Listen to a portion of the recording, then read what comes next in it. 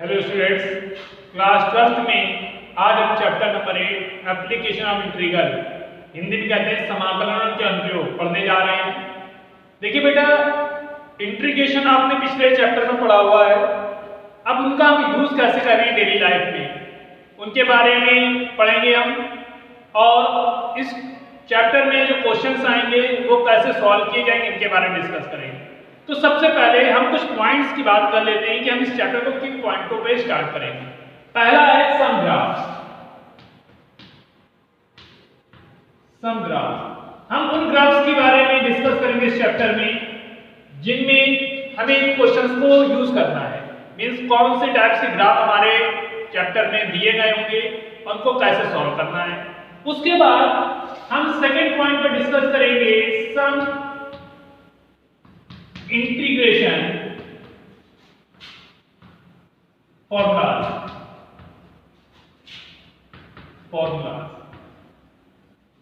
हम उन फॉर्मूलाज पर भी डिस्कस करेंगे जो इस चैप्टर में हमको ज्यादा यूज करने हैं। सारे नहीं, इंटीग्रेशन में बहुत से फॉर्मूले पढ़े हैं और हमें कौन से फॉर्मूले यहाँ यूज करने हैं उनके बारे में हम यहाँ डिस्कस करेंगे। इसके बाद तीसरा टॉपिक हमारा आएगा कॉन्सेप्ट्स। कौन सा कॉन्सेप्ट आएगा? Integration a to b fx dx। Area कब पॉजिटिव होगा एंड एरिया कब निगेटिव। इन तीन टॉपिक्स पे हम इस चैप्टर को डिस्कस करने जा रहे हैं। सबसे पहले हम कुछ ग्राफ्स के बारे में पढ़ेंगे। इन ग्राफ्स, कौन कौन से ग्राफ्स हमें पढ़ने हैं। देखिए, conic section class first year में हमने पढ़ा हुआ है, उसका बहुत सा टॉपिक ऐसा है जिसको हमको यहाँ यूज नहीं करना है। तो हमें कौन कौन से टॉपिक्स यहाँ यूज करने हैं, कौन से फॉर्मूले याद रखने हैं और कौन से ग्राफ का डायग्राम हमें दिमाग में होना चाहिए, उसके बारे में हम डिस्कस करेंगे। तो जो पहला हमारा टॉपिक है वो है सम ग्राफ। तो सम ग्राफ्स में कौन सा पहला टॉपिक है? सर्कल। देखिए, सर्कल में हमने एक इक्वेशन पढ़ी हुई है x² + y² = a², जिसमें इसका जो सेंटर होता था वो हमारा ओरिजिन होता था और उसकी रेडियस हमारी क्या होती थी? a। इसका पिका इस तरह से बनता था, x एक्सिस y एक्सिस, ये ओरिजिन है और ये जो डिस्टेंस है वो हमारी रेडियस होती थी। इसके कोऑर्डिनेट होते थे a, 0, माइनस डायरेक्शन में चले जाएंगे -a, 0, अपर साइड चले जाएंगे 0, a एंड लोअर साइड चले जाएंगे तो 0, -a। आपके पास एक सर्कल की इक्वेशन हुआ करती थी जिसका सेंटर ओरिजिन होता था, मूल बिंदु होता था और उसकी रेडियस स्मॉल a और वो x एक्सिस और y एक्सिस को इंटरसेक्ट करते हुए जाती थी। तो एक फिगर हमने ये पढ़ा था। दूसरा सर्कल एक सेंट हमने x - h² + y - k² = r²। x - h² + y - k² = r² या a²। जहां पर हमने देखा था इसका जो सेंटर होता है, वो h, k होता है एंड इसकी जो रेडियस होती है वो हमारे पास क्या होती है? a। सेंटर होता है h, k और रेडियस होती है a। इसका फिगर हमने इस तरह से पढ़ा था, x axis and y axis पर कोई सर्कल होगा जो फर्स्ट क्वाड्रेंट में होगा, सेकंड क्वाड्रेंट में होगा, किसी तरफ भी होगा, तो उसका जो सेंटर होगा वो होगा h, k। ये इसकी रेडियस होगी और इस पॉइंट जो कि सर्कल पर होगा पॉइंट, पासिंग थ्रू जिसे कह देते हैं, होकर जाने वाला पॉइंट, उसको हम क्या कह देते थे? x, y। तो हमारे पास दो तरह के ही फिगर इस चैप्टर में यूज होंगे सर्कल के।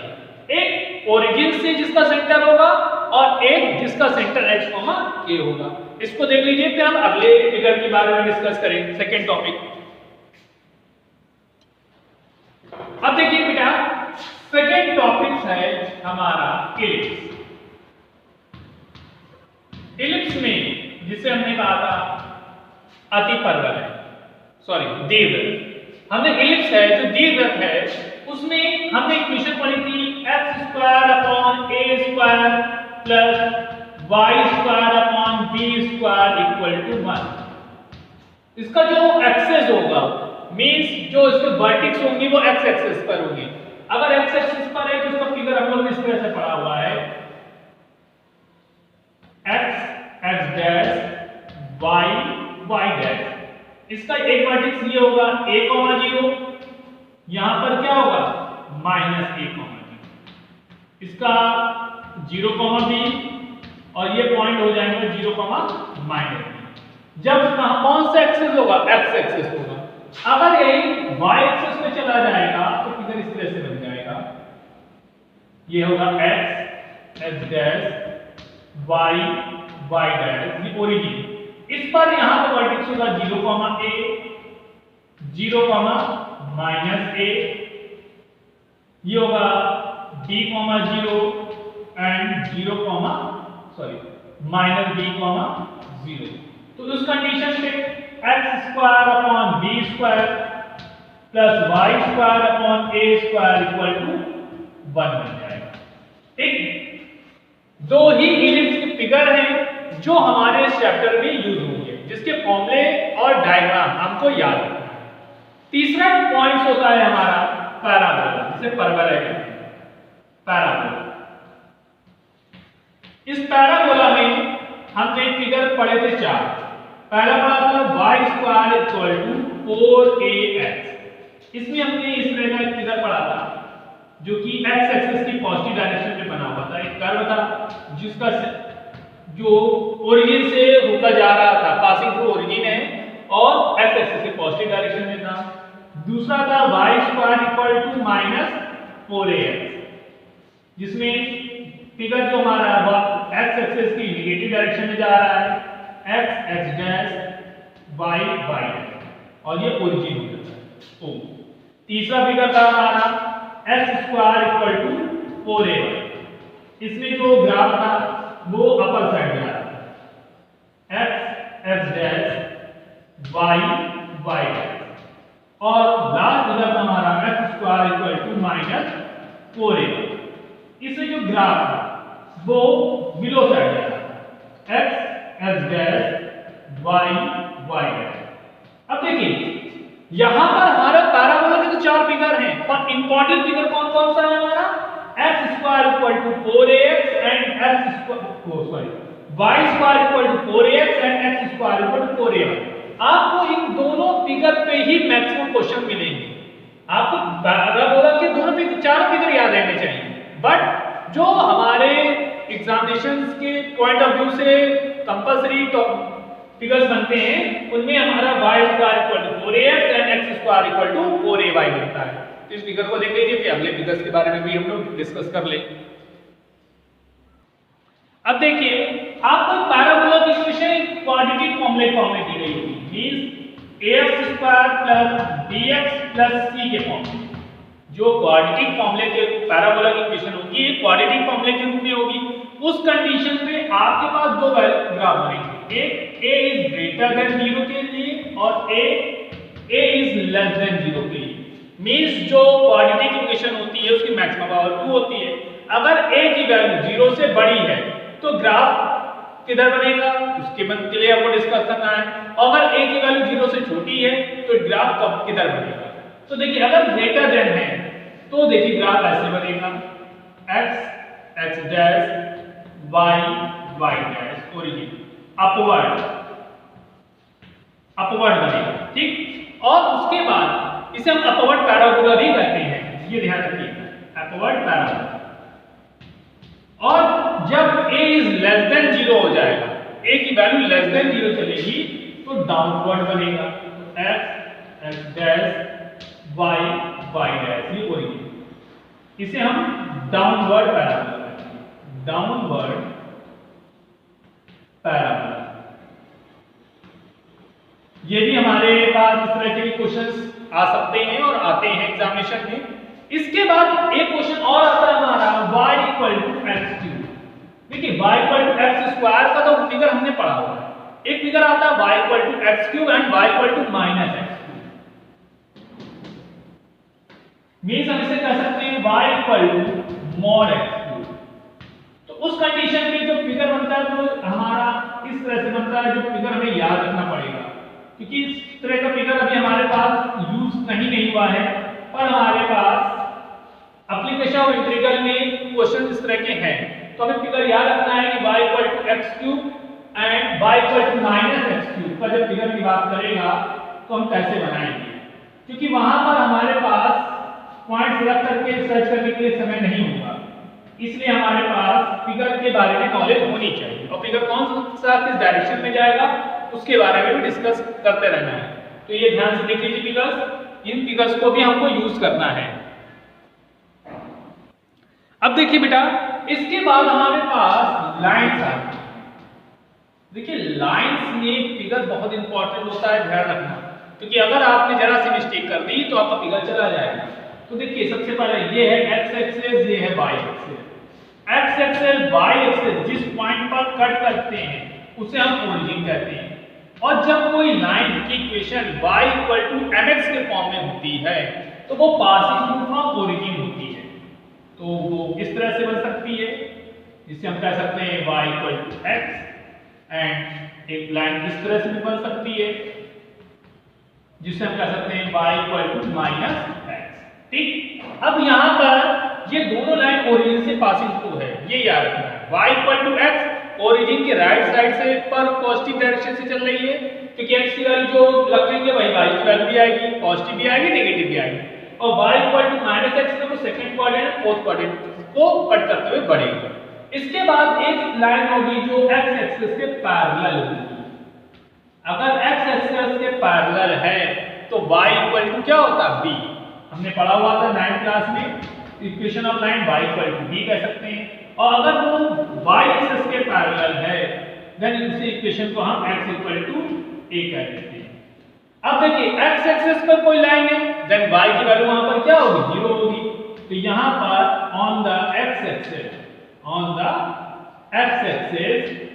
y इक्वल टू 0 होता है, और यहां पर देखिए ऑन द y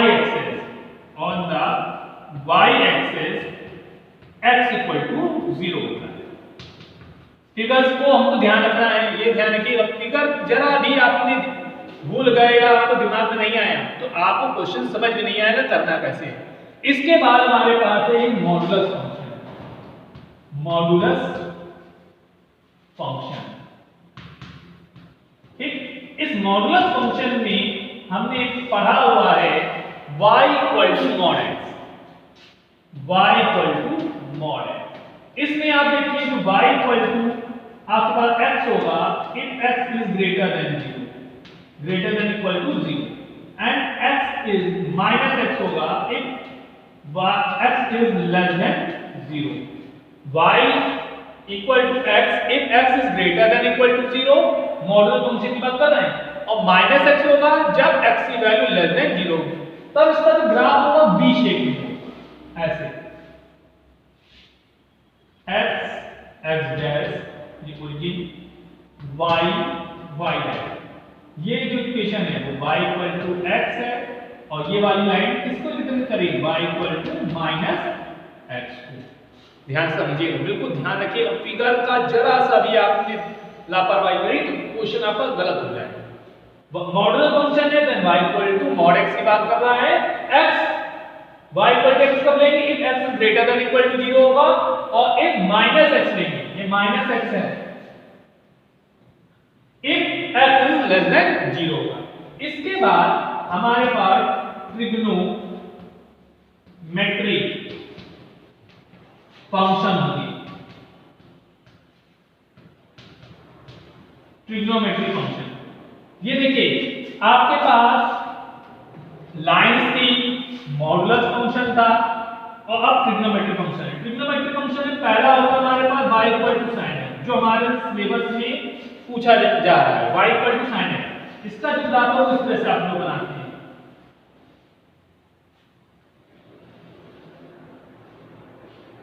तो जो वैल्यू ये है 1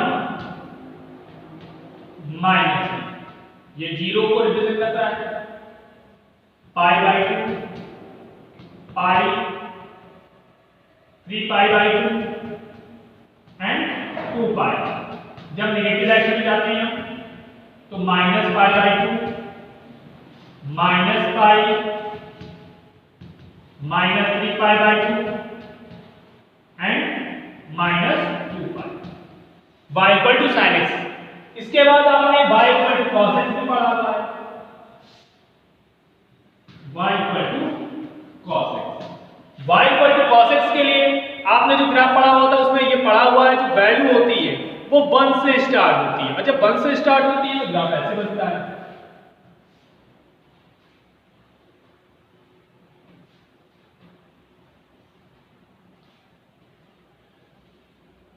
ठीक, तो ये कहां पर जा रहा है, ये 0 है, ये कौन सी पोजीशन को रिप्रेजेंट कर रहा है, 1, और ये -1, तो ये 0 है। पाई बाई 2 पे, पाई बाई 2 पे वैल्यू क्या होती है, 0 हो जाती है, तो पाई बाई 2 पे 0 हो जाएगा, तो ये होगा पाई बाई 2। देन ये पॉइंट कौन सा होगा, पाई, फिर ये 3 पाई बाई 2, ऐसे ही ये minus pi by 2, minus pi minus का 3 पाई, क्योंकि हमें पता है कि साइन 0 की वैल्यू 0 होती है और cos 0 की वैल्यू 1 होती है, तो cos 0 की वैल्यू 1 आएगी और cos माइनस पाई पर की वैल्यू -1 आएगी, जबकि साइन 0 की वैल्यू 0 होती है और साइन 90 की वैल्यू +1, साइन -90 की वैल्यू -1। तो ये जो सम ग्राफ्स थे, हमने इन ग्राफ्स के बारे में अभी हमने डिस्कस किया, इन्हीं ग्राफ्स से रिलेटेड हमारे पास एप्लीकेशन ऑफ इंटीग्रल्स होगा। अब हम इसके बाद कुछ फॉर्मूलाज के बारे में डिस्कस कर ले रहे हैं जो इस चैप्टर में हम यूज करेंगे। देख लीजिए पहले आप ग्राफ्स। अब देखिए कुछ फॉर्मूलाज। तो पहला फॉर्मूला हमारे पास बताया है x⁴n dx। इसको हमको यहां पर यूज करने को बहुत से क्वेश्चंस मिलेगा, जिसका फॉर्मूला आपने पढ़ा है x⁴n +1 upon n + 1 plus c। Second types में आपको इस तरह के क्वेश्चन मिले, कई बार मिलेगा x² dx, इसको आप लिख देंगे x³ / 3 प्लस c। आपको x⁴ भी मिलेगा, तो आप यहां पर x⁴/4 डायरेक्टली यूज करेंगे, वहां पर आपको ये फॉर्मूला कैलकुलेट करके दिखाना नहीं है, ठीक। इसके बाद आप √x मिल जाएगा आपको, √x dx, तो √x को आप लिख सकते हैं 2/3 x⁴3/2 plus c। sin x का इंटीग्रेशन आपको मिलेगा, इंटीग्रेशन sin x, तो sin x का इंटीग्रेशन माइनस का cos x प्लस c। इसके बाद आपको इंटीग्रेशन cos x dx मिल जाएगा। cos x का क्या होता है, sin x प्लस c।